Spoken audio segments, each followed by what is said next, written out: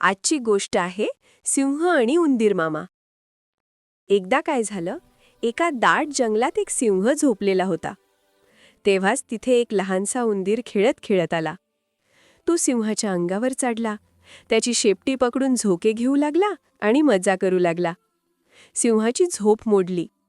त्याने रागाने आपल्या मोठ्या पंजाने उंदराला पकडले. उंदीर घाबरून म्हणाला, महाराज, मला सोडा, मी अजून लहान आहे, पण एक दिवस तुमची नक्की मदत करीन. सिंह हसला, तू माझी मदत करशील? पण त्याच्या मनात दया आली आणि त्याने उंदराला सोडून दिले. काही दिवसांनी सिंह शिकाऱ्याच्या जाळ्यात अडकला. तो जोरजोराने गरजू लागला, वाचवा, वाचवा. ती गर्जना ऐकून तोच लहानसा उंदीर धावत आला. त्याने आपल्या तीक्ष्ण दातांनी जाळे कुरतडले आणि सिंहाला मुक्त केले. सिंह आनंदाने म्हणाला, आज मला कळलं की कोणीही लहान किंवा मोठं नसतं, प्रत्येकामध्ये काहीतरी विशेष असतं. यातून आपण काय शिकलो छोट्या मित्रांनो? की कधीही कोणाला लहान किंवा दुर्बळ समजू नका.